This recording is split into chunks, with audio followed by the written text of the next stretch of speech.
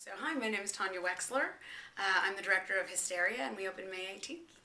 Producer Tracy Becker brought me the original idea, and she just said, I had a bunch of small kids, and she said, I have your next movie. And I was like, really? I don't know what my next movie is. And she said, it's the romantic comedy about the invention of the vibrator in Victorian England. And I said, I'm in. If you make a film about the invention of the vibrator, if that's the joke, it's a 15-minute sketch.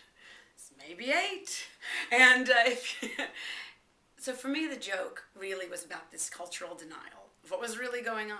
People didn't have a word, or maybe they had the word, but I think people didn't think women's sexuality existed of its own accord. It really was supposed to be a function of men's sexuality. And so the idea that something was wrong with women really, and it just seemed like being a woman was wrong with women. They wanted too much, they wanted not enough, they got along with their husband, they didn't, whatever.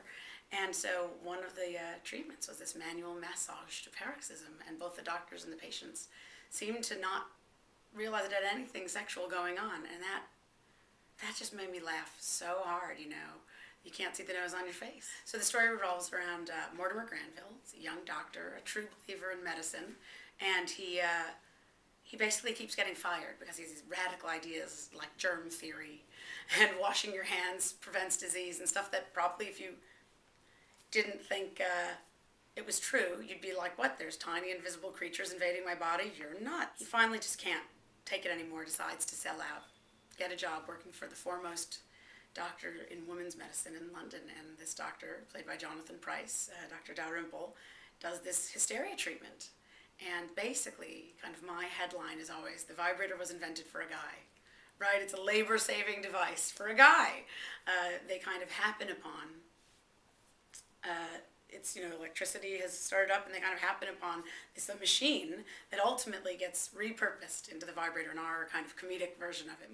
Mortimer is played by Hugh Dancy, kind of falls for the younger daughter, who's kind of the perfect Victorian, but a bit, I don't know, less than totally awake in the world, let's say, and gets at loggerheads with Maggie's character, Charlotte.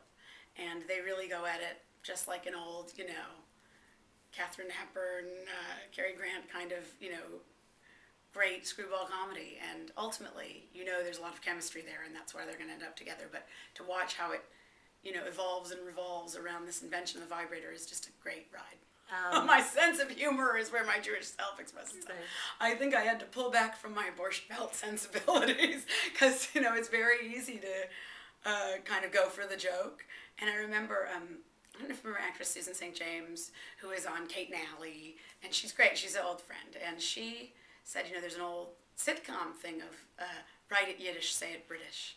And in a way, I think there were a lot of those jokes in my movie, that kind of, they could have been done with like Shecky Green in a rim shot, but we had, people in these ridiculously beautiful dresses and saying it, and I knew underneath that there was like the bit of the shtick, you know what I mean? Right. But having kind of proper Victorian British people say it kind of just makes it all the funnier. I've been asked a lot about how I was going to approach these stimulation or orgasm scenes, and it's funny, in my head I just knew how to shoot it instantly, and this was a job to the doctors, and so as long as they played it straight, as long as Hugh and Jonathan, Jonathan had a kind of a bit more of like polishing furniture, it's tiresome, tedious work, he says, and Hugh's character had a much more scientific approach, so he was very true to his character. In terms of the women, I knew how I wanted to shoot it. I mean, Lord knows these women went in full corsets, full dresses, hats even, which, again, is just ridiculous and therefore funny. The truth of it is funny. But the thing I was most concerned about with the orgasm scenes was getting the sound right. Because I thought if it was sounded too ooh-ah, it was going to sound too porny.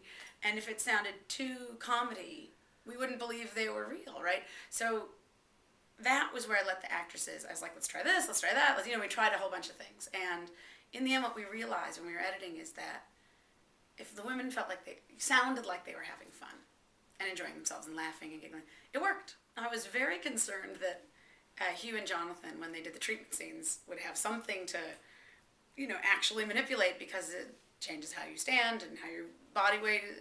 I spent nights up before we shot trying to figure out what to put down there, and I had all sorts of, ridiculous ideas. And Hugh looked around and said, well, there's always a million sandbags on a set to hold the lights down. Why don't we just take a sandbag, put it under the curtain, and be done? And it was too simple. It was just perfect. But Jonathan Pryce so got into it that he rubbed the skin off of the knuckle of one of his fingers, because they're kind of this hard Gore-Tex, really rough hewn. So it's so absurd. People always ask me, what's the message of the movie? And it's a comedy, so I don't worry too much about it being a message movie. But in a sense, that is the message of the movie.